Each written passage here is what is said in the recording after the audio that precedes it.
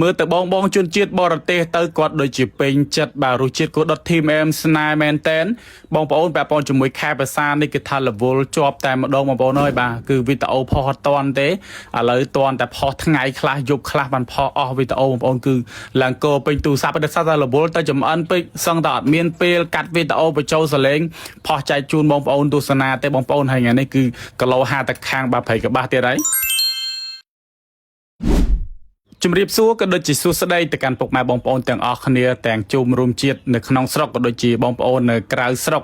ដែលតែងតែតាមដានវីដេអូកូដុតធីមអែមស្នេហ៍អរគុណសម្រាប់ការគាំទ្រក៏ដូចជាការតាមដានពីពុកម៉ែបងប្អូនទាំងអស់គ្នាកន្លងមកហើយថ្ងៃនេះគឺកញ្ចប់កូដុតធីមអែមស្នេហ៍បានមកដល់ទឹកដីស្រុកព្រៃកបាស់ទៀតហើយពុកម៉ែបងប្អូនទាំងអស់គ្នាខេត្តតាកែវគីឡូ50បងស្រីបាទចោះមកពីខាង USA ទៅដែរបងប្អូនថ្ងៃនេះគឺគាត់នាំទាំងគ្រួសារស្វាមីបើគាត់ដែលជាជនជាតិបរទេស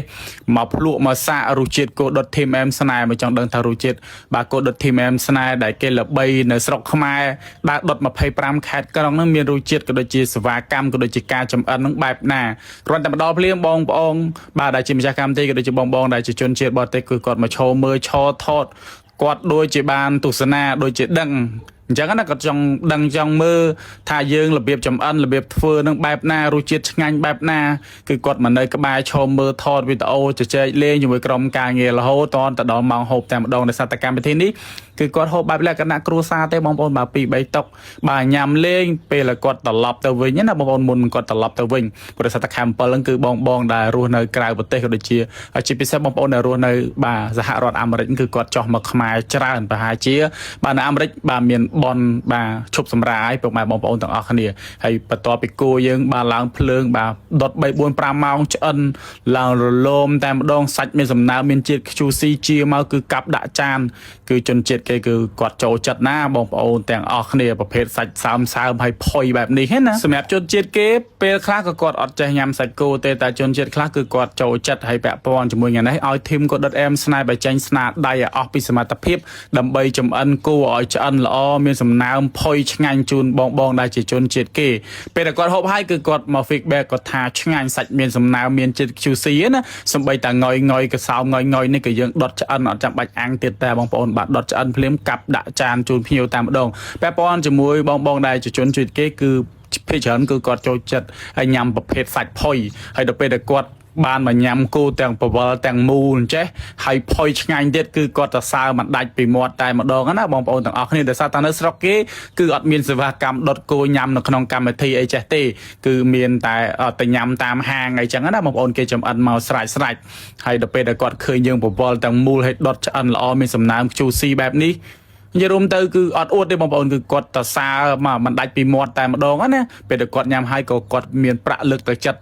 បាទមកដល់ក្រុមការងារទៀតសម្រាប់ក្រុមការងារក៏ដុតធីមអែមស្នេហ៍សឹងតែគ្រប់រោងហើយបាទដែលភ្ញៀវគាត់ពេញចិត្តសេវាកម្មរសជាតិផ្ដល់ប្រាក់លើកទឹកចិត្តបាទជូនក្រុមការងារបាទសឹងតែគ្រប់កម្មវិធីតែម្ដងបងប្អូនពីមុនខ្ញុំប្រាប់បងប្អូនថាខ្ញុំដុតមួយថ្ងៃ3មួយថ្ងៃ4ខ្ញុំចេញវីដេអូបានមួយថ្ងៃ1 2ថ្ងៃ1ដោយសារអីគឺខ្ញុំរវល់ខ្លាំងអត់មានពេលកាត់វីដេអូផុសវីដេអូចង្ការដើរឆ្ងាយអត់មានបាទអ៊ីនធឺណិតអីចឹងទៅតែឥឡូវនេះគឺអត់ជាបញ្ហាទេកុំឲ្យបាទបងប្អូនឬក៏ដូចជា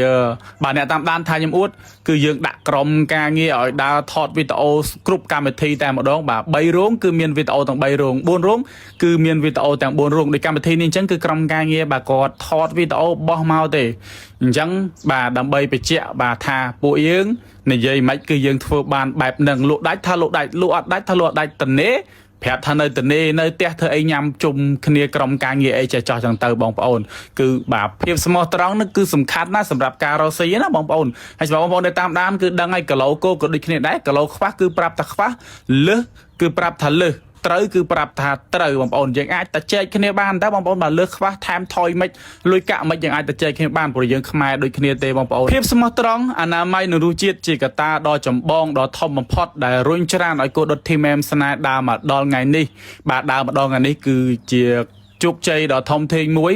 ពីព្រោះបាទស្រុកខ្មែរអត់មានទេអ្នកដើរដុតគោ25ខេត្តក្រុងដែលហ៊ានដូចបាទធីមក៏ដុតអែមស្នេហ៍ណាបាទអញ្ចឹងបាទជ្រុលចរស៊ីបាទដាក់ចិត្តដាក់កាយដាច់អង្គុយ